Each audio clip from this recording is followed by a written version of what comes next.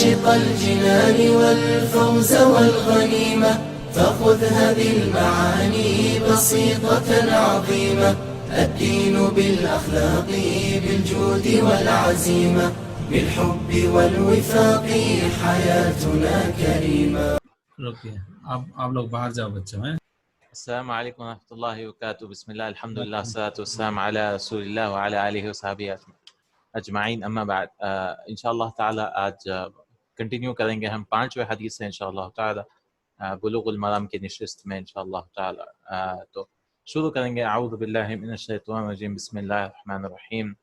وعن ابی ہریرہ رضی اللہ تعالی عنہ قال قال رسول اللہ صلی اللہ علیہ وسلم لا يغتسل أحدكم في الماء الدائم وهو جنب، أخرجه مسلم وللبخاري. لا يبولن أحدكم في الماء الدائم الذي لا يجري ثم يغتسل فيه. ولمسلم منه ولأبي داود ولا يغتسل فيه من الجنابة. جی شیخ. الحمد للہ وحدہ والصلاة والسلام علی من لا نبی بعدہ. اما بعد، وعن ابی ہریرہ رضی اللہ تعالی عنہ قال قال رسول اللہ صلی اللہ علیہ وسلم لا يغتسل احدكم في الماء الدائم وهو جنب. الحمدللہ ہم نے جو ایک سلسلہ بلوغ المرام کا شروع کیا ہے اس کی اگلی نشست لے کر آپ کی خدمت میں حاضر ہوئے ہیں.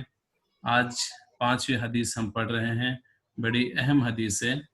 راوی حدیث ابو ہریرہ رضی اللہ تعالی عنہ ہیں. وہ روایت کرتے ہیں کہ رسول اللہ صلی اللہ علیہ وسلم نے فرمایا تم میں سے جو شخص حالت جنابت میں ہو وہ کھڑے ساکن پانی میں غسل نہ کرے. اس روایت کو امام مسلم رحمہ اللہ نقل فرمایا ہے اور بخاری کے الفاظ ہیں کہ تم میں سے کوئی بھی کھڑے پانی میں پیشاب نہ کرے اور پھر اس میں غسل کرے. صحیح مسلم کے الفاظ فی ہی کے بجائے منہو ہیں، یعنی اس سے کچھ پانی لے کر غسل کرے. اور ابو داؤد کے الفاظ ہیں ولا یغتسل فیہ من الجنابہ، یعنی جنابت لاحق ہو جانے کی صورت میں اس میں غسل نہ کرے. آئیے سب سے پہلے ہم لغوی تشریح دیکھتے ہیں. الدائم، ایسا ساکن جو بہتا نہ ہو، یعنی وہ پانی جو ایک جگہ جمع ہو اس پانی کو ماء دائم کہتے ہیں. جنوبن، جیم اور نون کے ضمہ یعنی پیش کے ساتھ، جسے جنابت لاحق ہو جائے. اور جنابت ایسی کیفیت ہے جو جماع یا احتلام کی وجہ سے انزال کے بعد پیدا ہو. ثم یغتسل فی، اس میں ثم دوری ظاہر کرنے کے لیے ہے، یعنی عقل مند آدمی سے یہ بعید ہے کہ وہ ایسا کرے.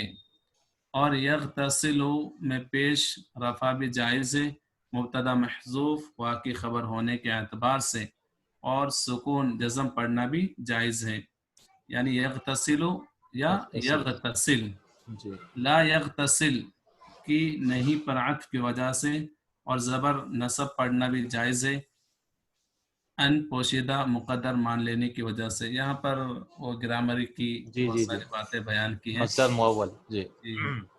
تو اس حدیث سے اپنے کو کیا کیا چیزیں معلوم ہوتی ہیں. تو مسلم کی جو روایت میں فی ہی کی جگہ منہو ہے، اگر فی ہی ہو تو اس سے مراد ہے کہ اس پانی میں داخل ہونا اور غوطہ لگانا منع ہے. یعنی آدمی حالت جنابت میں ہو اور پھر وہ انسان اس ٹھہرے ہوئے پانی میں جائے اور غوطہ لگائے تو یہ منع ہے.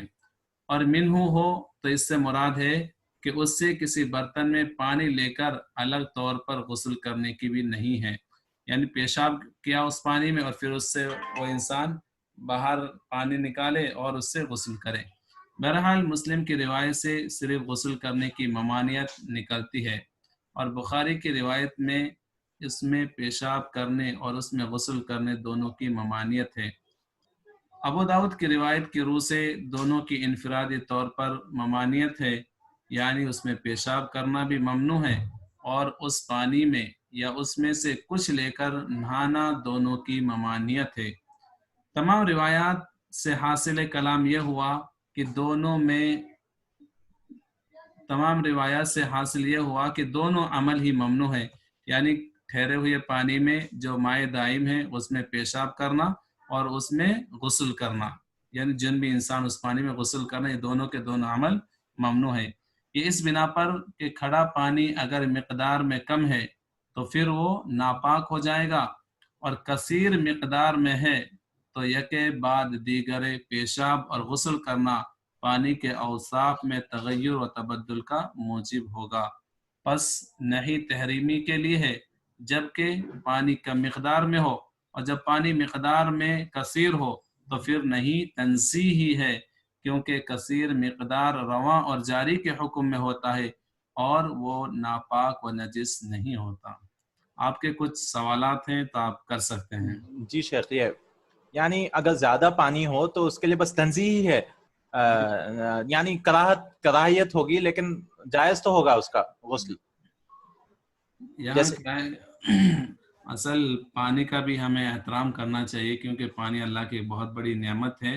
جی مطلق طور سے ممانعت آئی ہوئی ہے کہ ہم پانی کے اندر پیشاب کریں، البتہ نہانے کے تعلق سے کچھ اجازت دی جا سکتی ہے، لیکن پانی بہت زیادہ ہے جیسے تالاب ہے، سمندر ہے، تو انسان اس میں احتلام کی صورت میں اگر ہے تو پھر بھی اس میں غسل کر سکتا ہے، اس میں کوئی ممانعت نہیں ہے۔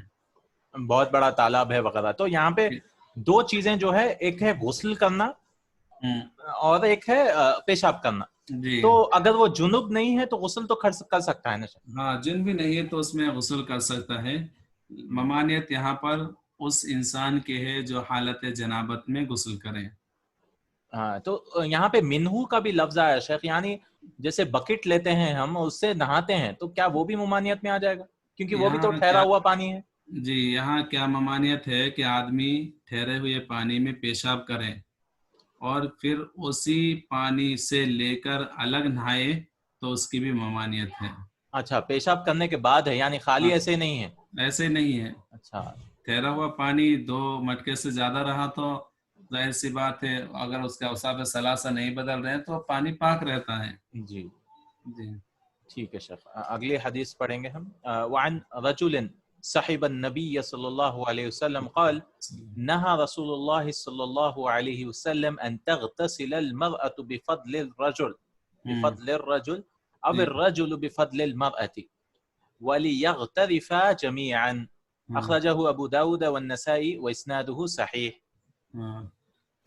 چھٹی حدیث ہے، ایک ایسے آدمی سے روایت ہے جو نبی کریم صلی اللہ علیہ وسلم کی صحبت سے فیضیاب ہوا کہ رسول اللہ صلی اللہ علیہ وسلم نے منع فرمایا ہے کہ عورت مرد کے بچے ہوئے غسل کے پانی سے غسل کرے یا مرد عورت کے باقی ماندہ غسل کے پانی سے غسل کرے، ہاں دونوں اکٹھے چلو سے لے لیں تو کوئی مذائقہ اور حرج نہیں ہے۔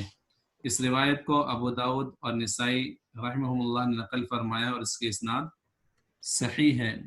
پہلے لغوی تشریح کو دیکھیں گے۔ ان رجل صحیبہ باب سمع یسمعو سے ہے، فعل ماضی ہے، اور اس مرد کی صفت میں واقع ہو رہا ہے۔ صحابی کا نام ظاہر نہ ہونا روایت حدیث میں ضرر رساں نہیں ہے، کیونکہ اہل سنہ کا اتفاق ہے الصحابۃ کلہم عدول۔ یہ بہت بڑی بات ہے کہ الصحابۃ کلہم عدول، تمام کے تمام صحابہ اکرام رضوان اللہ علیہ مجمعین عادل ہیں۔ اور بفضل الرجل سے مراد ہے کہ آدمی کے غسل کرنے کے بعد جب پانی بچ جائے، ولیغترفا میں لام امر کا ہے، اور اغتراف کے معنی ہے دونوں ہاتھوں کو ملا کر پانی لینا، یعنی دونوں چلوں سے پانی لینا۔ یہ اس کی لغوی تشریح ہوئی۔ تو حدیث سے اپنے کو کیا معلوم ہوتا ہے؟ اس حدیث میں نہیں سے مراد نہیں تنزیہ ہی ہے، جیسے اس سے پہلے نہیں تنزیہ آیا ہے وہی مراد ہے کہ آدمی عورت کے بچے ہوئے پانی سے غسل کرے یا عورت مرد کے بچے ہوئے پانی سے جو غسل کرنے کی ممانعت ہے وہ صرف اور صرف نہیں تنزیہی ہے، مکروہ ہے، ممانعت نہیں ہے ایسی سختی کے ساتھ۔ ایک اور حدیث آگے آئے گی جس میں خود اللہ کے رسول میمونہ رضی اللہ تعالیٰ عنہ کے بچے ہوئے پانی سے میمون رضی اللہ تعالیٰ عنہ نے غسل کیا۔ تو آئندہ حدیث میں اس کا جواز منقول ہے، تاکہ کوئی یہ نہ سمجھ بیٹھے کہ عورت کے غسل سے بچا ہوا پانی اپنے غسل کے لیے استعمال نہیں کر سکتا۔ چلو سے بیک وقت مرد عورت کا پانی لینا ایسا فعل ہے جس میں ایک کا اثر دوسرے پر پڑ سکتا ہے، اس طرح دونوں ایک دوسرے کا بدل بن جاتے ہیں۔ اس میں چونکہ کوئی مذائقہ نہیں تھا اس لیے اس کی اجازت دے دی گئی۔ اگر خاوند و بیوی دونوں اکٹھے ایک برتن سے پانی لے کر نہائیں تو جائز ہے، لیکن صرف خاوند یا صرف بیوی کے غسل جنابت کے بعد اس کا بچا ہوا پانی دوسرے کے لیے اپنے استعمال میں لانا جائز نہیں، تاکہ دونوں کے ذہن میں کسی قسم کا شک باقی نہ رہے۔ یہ ایک اور روایت پڑھ لیں گے انشاءاللہ، پھر دونوں کے تعلق سے وضاحت کریں گے۔ یہ دوسری روایت جو ہے عبداللہ ابن عباس کی، نیچے والے ساتھ میں وعن ابن عباس رضي الله تعالى عنهما أن النبي صلى الله عليه وسلم كان يغتسل بفضل ميمونة رضي الله تعالى عنها، أخرجه مسلم ولأصحاب السنن. اغتسل بعض أزواج النبي صلى الله عليه وسلم في جفنة فجاء النبي صلى الله عليه وسلم ليغتسل منها فقالت له إني كنت جنبا فقال إن الماء لا يجنب وصححه الترمذي وابن خزیمہ. ساتویں روایت راوی حدیث عبداللہ ابن عباس رضی اللہ تعالیٰ عنہ ہیں، وہ روایت کرتے ہیں کہ نبی صلی اللہ علیہ وسلم اپنے اہلیہ میمونہ رضی اللہ تعالیٰ عنہ کے بچے ہوئے غسل کے پانی سے نہا لیا کرتے تھے۔ یہ امام مسلم رحمہ اللہ نے اس روایت کو نقل فرمایا ہے۔ اصحاب سنن کی روایت میں اس طرح ہے کہ ازواج مطہرات میں سے ایک نے ٹب نما برتن میں غسل کیا، نبی صلی اللہ علیہ وسلم تشریف لائے کہ اس میں باقی بچے ہوئے پانی سے غسل فرما لیں، تو اس نے آپ صلی اللہ علیہ وسلم سے عرض کیا کہ میں نے اس میں حالت جنابت سے غسل کیا ہے، تو آپ صلی اللہ علیہ وسلم نے فرمایا پانی ناپاک نہیں ہوتا۔ اس روایت کو ترمذی اور ابن خزیمہ رحمہ اللہ نے صحیح قرار دیا ہے۔ اس کی بھی لغوی تشریح کر لیتے ہیں پہلے۔ لأصحاب السنن سے مراد ابو داؤد، ترمذی، نسائی، ابن ماجہ، اسی طرح دارمی، دارقطنی، ابن خزیمہ اور حاکم مراد ہیں۔ یعنی سنن احادیث کو جو روایت کرنے والے اصحاب ہیں تو اس میں بہت سارے احباب ہیں، ان کا یہاں تذکرہ کیا گیا ہے۔ اربعہ سے زیادہ ہیں شاید۔ جی جی۔ تو جفنا، جیم کے فتح اور فا کے سکون کے ساتھ جفنا، ایک بڑا سا پیالہ، اور عام لوگ اسے اجانہ یعنی چمڑے کی ٹوکری کہتے ہیں۔ یغتسل منہا یعنی اس کے پانی سے۔ فقالت انی کنت جنوبا سے مراد ہے کہ میں نے اس پانی سے غسل کیا ہے اور یہ پانی میرے غسل کا بچا ہوا ہے۔ لا یجنب میں جنابہ سمیہ اور کرما دونوں ابواب سے پڑھنا جائز ہے۔ جی، اور یہ بھی احتمال ہے کہ یہ باب اکرام سے ہو۔ اس کا معنی ہے کہ جنبی کے کسی پانی والے برتن سے پانی لے کر غسل کرنے کی وجہ سے وہ پانی ناپاک نہیں ہو جاتا۔ اس کا بھی حاصل کلام پڑھیں گے۔ اس حدیث سے کسی کو یہ شک و شبہ پیدا نہ ہو کہ یہ حدیث پہلی حدیث کے مخالف ہے۔ در حقیقت امت کی سہولت اور آسانی کے لیے ایسا فرمایا ہے اور خود عمل کر کے بتا دیا۔ دونوں احادیث اپنی جگہ صحیح ہیں۔ اس حدیث میں جو نہیں ہے وہ نہیں تنزیہی ہے، تحریمی نہیں۔ یہ حدیث جواز پر دلالت کرتی ہے اور پہلی ترک اولا پر۔ رسول اللہ صلی اللہ علیہ وسلم اپنی زوجہ میمونہ رضی اللہ تعالی عنہا کے بچے ہوئے غسل کے پانی سے نہا لیا کرتے تھے۔ اس کا مطلب یہ ہے کہ میمونہ رضی اللہ تعالی عنہا اور آپ دونوں ایک برتن سے پانی لے کر نہاتے تھے، جیسا کہ صحیح مسلم کی اسی حدیث کی دوسری سند سے واضح ہے۔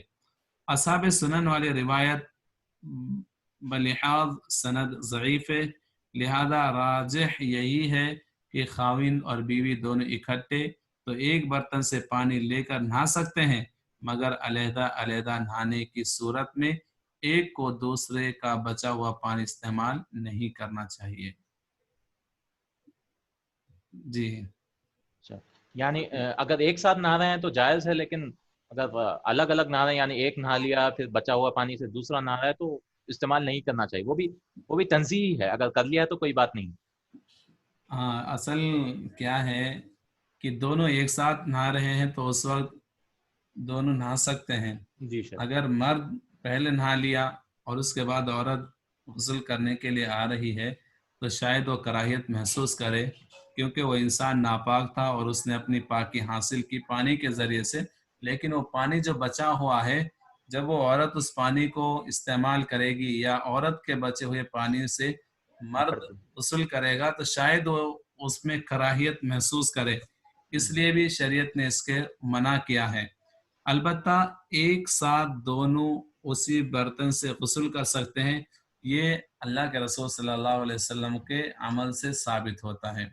تو نہیں جو ہے وہ نہیں تنزیہی ہے، لیکن یہاں پر اپنے کو جو بتلایا صفی الرحمن مبارک پوری صاحب نے کہ آدمی بچے ہوئے پانی سے غسل نہ کرے اور نہ عورت مرد کے بچے ہوئے پانی سے غسل کرے، یہی افضل اور اعلیٰ طریقہ ہے۔ اور پہلی حدیث جو ہم لوگ پڑھے تھے وہ ضعیف کہہ رہے ہیں، وہ سندن ضعیف ہے۔ وہ اصحاب سنن والی روایت البتہ ضعیف ہے، جی اور سر۔ پہلی روایت جو مسلم کی وہ ضعیف نہیں ہے۔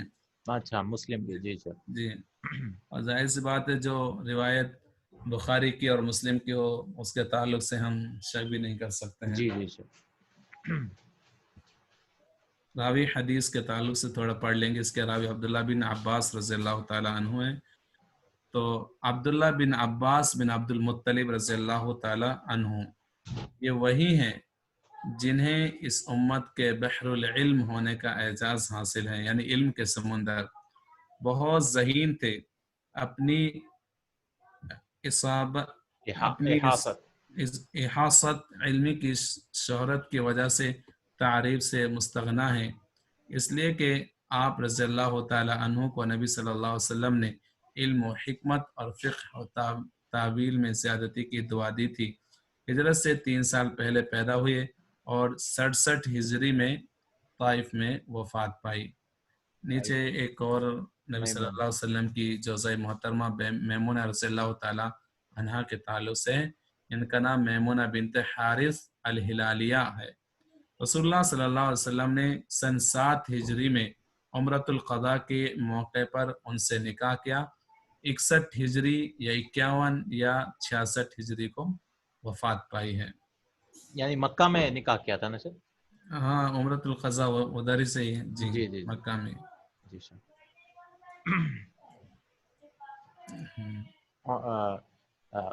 اور ایک حدیث پڑھیں گے سر؟ جی، ایک اور پڑھ لیں گے۔ جی انشاءاللہ۔ وعن ابی ہریرہ رضی اللہ تعالی عنہ قال قال رسول اللہ صلی اللہ علیہ وسلم طهور اناء احدكم اذا ولغ فيه الكلب ان يغسله 7 مرات اولاهن بالتراب اخرجه مسلم اولاهن بالتراب اخرجه مسلم وفي لفظ له فليرقه وللترمذی اخراهن او اولاهن بالتراب۔ جی، یہ بہت زبردست حدیث ہے۔ راوی حدیث ابو ہریرہ رضی اللہ تعالیٰ عنہ ہے، اور روایت کرتے ہیں کہ رسول اللہ صلی اللہ علیہ وسلم کا ارشاد مبارک ہے کہ تم میں سے کسی کے برتن میں جب کتا منہ ڈال جائے تو اسے 7 مرتبہ دھویا جائے۔ سب سے پہلے اسے مٹی مل کر صاف کرنا چاہیے۔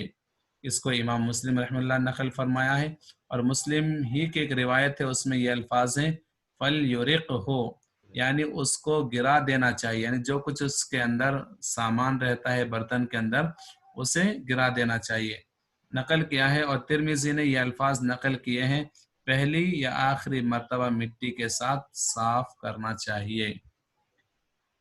لغوی تشریح ہے تاکہ طہورن تاکہ پیش ضمہ کے ساتھ یہ مصدر ہے، اور ترکیب میں مبتدا واقع ہو رہا ہے، اور لفظ اناء جس کا معنی برتن ہے کی طرف مضاف ہے۔ ولغ ولوغ الکلب، کتے کا اپنی زبان کے اطراف کے ساتھ پینا یعنی چاٹنا. ولغا یلغو باب فتح یفتح سے بھی آتا ہے، اور اسی طرح حسیبہ یحسبو اور سمع یسمع سے بھی آتا ہے. ان یغسلہ یہ خبر واقع ہو رہی ہے جو جزائے شرط پر دلالت کرتی ہے. اولاہن کا مطلب یہ ہے 7 مرتبہ دھونے کی صورت میں سب سے پہلی مرتبہ. فَلْيُرِقْهُ یہ اراقہ سے مشتق ہے جس کے معنی ہیں برتن میں خرد و نوش کی جو چیز ہو اسے اونڈیل کر فارغ کر دینا چاہیے. حاصل کلام یہ ہے کہ ترمذی کی روایت کے اخراہن او اولاہن غالب گمان یہ ہے کہ راوی کا شک ہے، ورنہ ایسا نہیں کہ دھونے والے کو اختیار دیا جا رہا ہے کہ وہ چاہے پہلی مرتبہ مٹی سے صاف کرے یا آخری مرتبہ. اور اولاہن کا لفظ بکثرت روایات میں آنے کی وجہ سے اور خاص طور پر بخاری اور مسلم کی روایت کرنے کی وجہ سے راجح ہے. شیخ یہاں پر ایک اہم چیز یہ ہے کہ جو صحابی رسول ہیں جو روایات کو نقل کرتے ہیں، اس سے معلوم ہوتا ہے کہ ان کی امانت اور دیانت، کہ ان کو شک پیدا ہوا کہ اللہ کے رسول نے اولاہن کہا یا اخراہن کہا، اس لیے وہ اس کو بیان کر رہے ہیں کہ اولاہن او اخراہن، یعنی اس طریقے سے وہ اپنا عقل کا دخل نہیں دے رہے، کانفیڈنس سے نہیں کہہ رہے ہیں کہ آپ نے اولاہن کہا یا اخراہن کہا، لیکن اس کو شک ہو گیا کہ آپ نے اولاہن کہا یا اخراہن کہا، تو اس لیے وہ صحابی رسول نے اسی اعتبار سے بیان کیا. ایسا نہیں کہ بالجزم انہوں نے کسی ایک چیز پر حکم لگایا. لیکن کیا ہوا کہ دوسری جو اور روایت ہے اس سے معلوم ہوتا ہے کہ وہ پہلی مرتبہ اسے مٹی سے صاف کرنا چاہیے. یہ حدیث اس بات پر دلالت کرتی ہے کہ کتے کا منہ، اس کا لعاب دہن اور اس کا جھونٹا نجس و ناپاک ہے، اور یہی اس کے سارے بدن کے نجس و ناپاک ہونے پر دلالت کرتی ہے، اور برتن کے 7 مرتبہ دھونے کو واجب ٹھہراتی ہے، اور مٹی کے ساتھ صاف کرنا بھی واجب ہے. یہی محققین کی رائے ہے. اور بعض نے کہا کہ 7 مرتبہ دھونا اور 1 مرتبہ مٹی سے صاف کرنا مندوب ہے، واجب نہیں. اور بعض کا یہ بھی قول ہے کہ 3 مرتبہ دھویا جائے، لیکن سچ بات یہی ہے کہ دلیل ان دونوں اقوال کی تائید نہیں کرتی.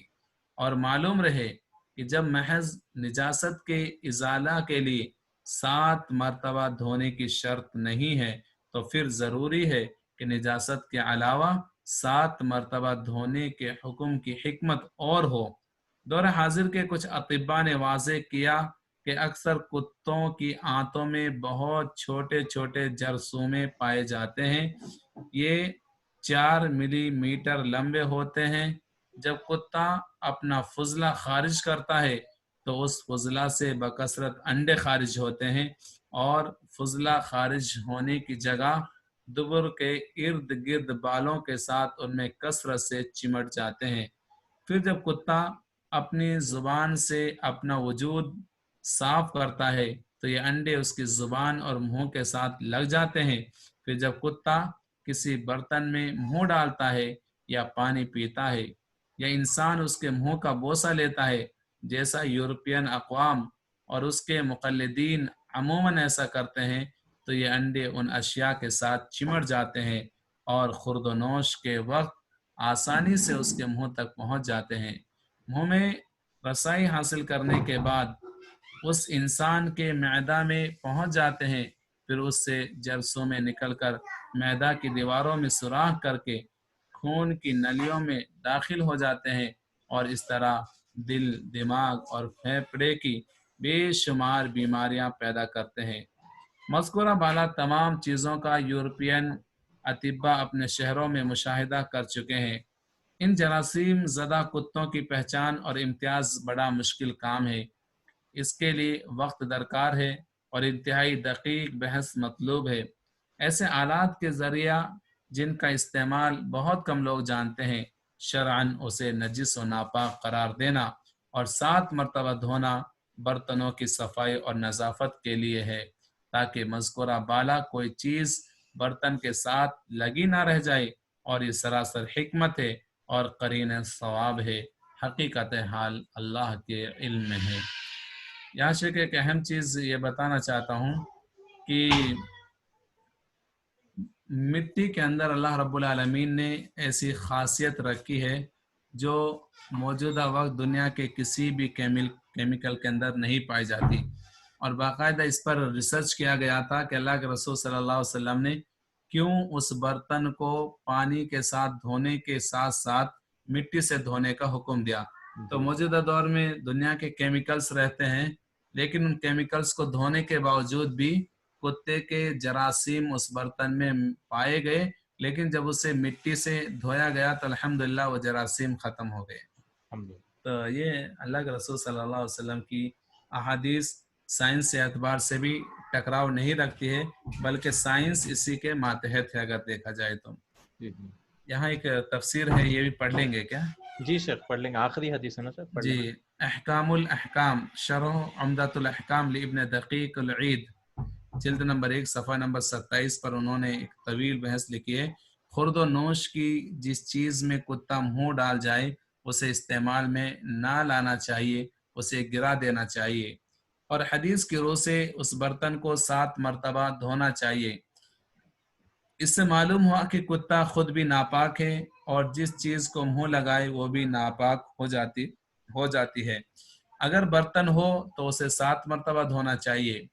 مسلم کی ایک روایت میں تو 7ویں بار کے بجائے 8ویں مرتبہ مٹی سے دھونے کا ذکر ہے، یعنی پہلی بار مٹی سے صاف کیا جائے، پھر 7 بار پانی سے دھویا جائے۔ اس طرح کرنے سے مزید صفائی اور پاکیزگی حاصل ہو جاتی ہے۔ احناف 3 مرتبہ دھونے سے برتن کے پاک ہونے کے قائل ہیں۔ ان کی دلیل دارقطنی اور طحاوی میں منقول ابو ہریرہ رضی اللہ تعالی عنہ کا فتویٰ ہے کہ اگر کتا کسی برتن میں منہ ڈال دے تو اسے 3 مرتبہ دھونا چاہیے، حالانکہ صحیح سند کے ساتھ اس کا فتویٰ، ان کا فتویٰ یہ بھی منقول ہے کہ ایسے برتن کو 7 بار دھویا جائے۔ لہذا جو فتویٰ روایت کے موافق ہے وہی راجح ہے، اور وہ اسناد کے اعتبار سے بھی 3 بار دھونے کے فتویٰ سے زیادہ صحیح ہے۔ فتح الباری کے اندر بھی اس طریقے کی بات کہی گئی ہے۔ تعجب ہے کہ عموماً فقہائے حنفیہ ابو ہریرہ رضی اللہ تعالی عنہ کو غیر فقیہ کہتے ہیں معاذ اللہ، مگر یہاں حدیث مرفوع اور صحیح کے مقابلے میں ان کے مرجوح فتویٰ اور رائے کو ترجیح بھی دیتے ہیں۔ مولانا عبدالحی لکھنوی مرحوم نے اس سلسلے میں علامہ عینی اور علامہ ابن حمام رحمہ اللہ کے اعتراضات باردہ کا کافی و شافی قابل دید جواب دیا ہے۔ جزاک اللہ خیر شیخ۔ یہ شیخ یعنی اگر کتا صرف برتن کو چاٹ جائے، اگر ہمیں چاٹ جائے تو کچھ نہیں کرنا ہوگا نا شیخ؟ جی اگر کتا ہمیں چاٹ جائے، جی ہاتھ پہ لگ جائے، یا ہم کو بھی پھر 7 بار دھونا ہوگا قیاس کرتے ہوئے برتن سے، یا نہیں؟ ایسے اپنے کو کوئی روایت نہیں ملتی کہ اگر انسان کو کتا چاٹ جائے تو اس جگہ کو 7 مرتبہ دھوئے جائے۔ البتہ یہ ضرور ہے کہ اس جگہ کو دھویا جائے گا، لیکن 7 مرتبہ نہیں دھویا جائے گا۔ جی شیخ، کیونکہ مجھے یاد ہے بچپن میں کہتے تھے لوگ، تو مجھے کتا چاٹ گیا تھا تو مٹی سے میں دھویا تھا۔ نہیں، ایسا کچھ بھی نہیں ہے۔ جی جی یہ صرف برتن کے تعلق سے یہ احکام نافذ ہوں گے۔ جی، برتن کے لیے، اور پہلی بار مٹی سے ہوگا، پھر 7 بار جو ہے پانی سے ہوگا، 6 بار، 6 یا 7 بار۔ ایسی روایت بھی ملتی ہے جس میں معلوم ہوتا ہے کہ پہلی مرتبہ مٹی سے دھویا جائے گا اور پھر اس کے بعد 7 بار پانی سے کھنگال کر اسے صاف کیا جائے گا۔ جی شیخ، جزاک اللہ خیر شیخ۔ یہاں ایک اور سوال بھی ہو سکتا ہے کہ کتے کے تعلق سے دے بعد اگر بلی چاٹ جائے تو کیا کریں گے؟ جی شیخ، بلی کے لیے جی بلی عام طور سے طوائف میں سے ہے جو اگلی گھروں میں حدیث چکر لگاتے رہتے ہیں۔ جی جی، تو اس طریقے کی بات انشاءاللہ ہم اگلی حدیث میں پڑھیں گے۔ انشاءاللہ شیخ۔ اور کچھ اگر اشکال ہیں یا کچھ سوال ہیں تو آپ کر سکتے ہیں۔ ہاں جی شیخ، یعنی کتے تو گھر میں تو رکھنا نہیں ہے، لیکن کھیتی باڑی کے لیے اگر کتے ہیں پھر آ کر چاٹ جائیں یا باہر سے کوئی کتا آ جائے تبھی کے لیے احکام نشر. گھر میں تو پالتو کتے تو رکھنا ہے ہی نہیں. جی جی اس کی تو بالکل شریعت اپنے کو اجازت نہیں دیتی ہے. جی جو انسان کھیتی باڑی کے لیے یا اس کا گھر باہر ہے اس طریقے سے ریوڑ کے لیے ہے تو وہاں ان کے لیے اجازت دی گئی. ان کتوں کو عام کتا نہیں کہا گیا بلکہ وہ معلم کتے ہوتے ہیں, سکھائے ہوئے کتے رہتے ہیں.